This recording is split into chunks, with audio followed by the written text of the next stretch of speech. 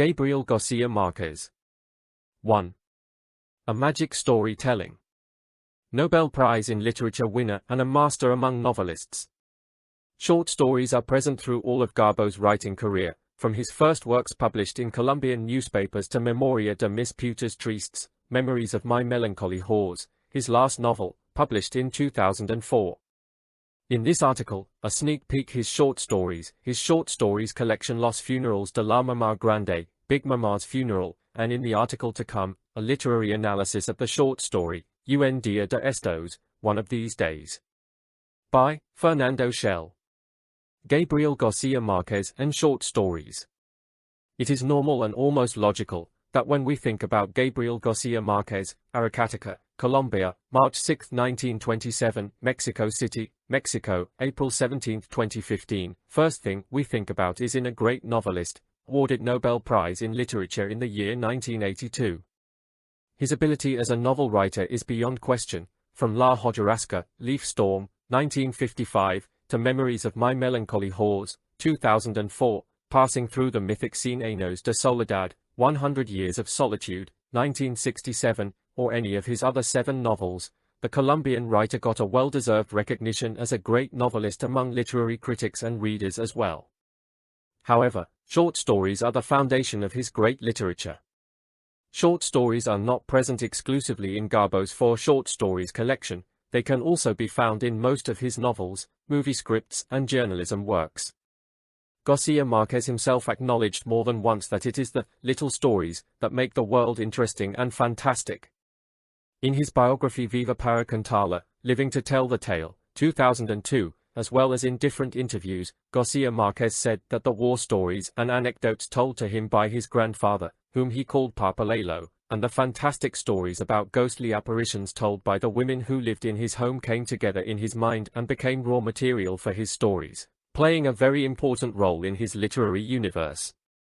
Even if it is true that García Márquez began his literary adventure the same way many other writers did, writing poetry and later with some humoristic comments, his first relevant literature contributions were his short stories. His first acknowledged short story was called Psicosis Obsesiva, Obsessive Psychosis, a fantasy story dating back to his high school years in the Liceo Nacional de Varones de Zipaquira. The most recognized Colombian writer ever started writing short stories in 1947. His first short stories were published by the newspaper El Espectador in Bogotá. His first short story published was La Tercera Resignación, The Third Resignation, and his last one was published in 1955. His first stories were collected and published in a book named Ojos de Perro Azul, Eyes of a Blue Dog. A new stage of his writing began when he left Bogotá and started working as a journalist in Barranquilla and Cartagena, in the Colombian Caribbean coast. The short story Un Día Después del Sábado, A Day After Saturday, was awarded the first prize in a short story contest organized by the Asociación de Escritores y Artistas de Colombia, Colombian Writers and Artists Association, and can be found in the compilation Tres Cuentos Colombianos, 3 Colombian short stories, published in 1954. In 1959, when García Márquez was back living in Bogotá, he published Big Mama's Funeral. This story is a clear prequel to 100 Years of Solitude, and is part of a short story collection with the same name. I will further analyze this short story collection because I will make a literary analysis on the short story Un Día de Estos, One of These Days, which is present in said collection. At the end of the 60s, the Colombian Nobel Prize winner began writing a series of short stories that some experts in his work say were destined to be part of a children's book that was never published. These stories were meant to be cinematographic scripts at first, but were finally published in the year of 1972 with the name La Increíble y Triste Historia de la Candida Erendira y su abuela desalmada, The Incredible and Sad Tale of Innocent Erendira and Her Heartless Grandmother. His final short story collection was published in 1992 with the name 12 Cuentos Peregrinos, Strange Pilgrims, a collection of stories about Latin American immigrants in Europe, published 500 years after the European arrival to America. Big Mama's Funeral. Big Mama's Funeral is the first short story collection by Colombian writer Gabriel García Márquez, published in 1962. Even if those were not the first short stories written by the Nobel Prize winner, they were the first ones published as a whole book.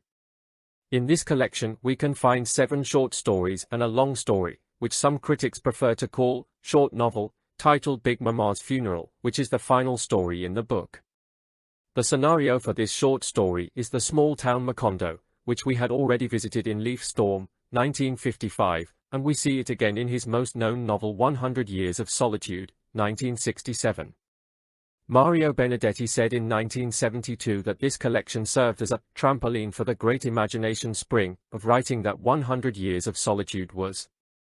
This sentence by Benedetti is totally true, for in Big Mama's Funeral we can see certain features that will later appear on 100 Years of Solitude, the town of Macondo, characters like Colonel Aureliano Buendia and his brother José Arcadio.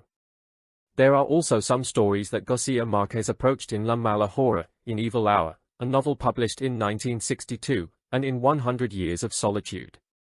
Big Mama's Funeral is a book in which we can already see the elements of the magic realism that featured in many of the further García Márquez's works. We find stories that happen in an atmosphere of a heat so intense that surpasses reality. Among the stories we can find in this book there are a woman who dies 92 years old as a virgin, and many important people like the country's president and the Pope attend her funeral, a priest who claims to have seen the devil, and a story where many birds fall upon the town, tearing mosquito nets and wired fences apart, among others. All of these stories have an omniscient narrator, who tells the stories in an organized way, which allows an easy reading. As a typical García Márquez work, there are not many dialogues or monologues. Descriptions of the environments where the actions happen are a very relevant element, and are present in all of the stories of this book. Beneath the pages of this short story collection, we can see a parade of many kinds of characters, members of a privileged society as well as the marginal people. We find widows, thieves, carpenters and dentists, as well as politicians, lieutenants, doctors and priests.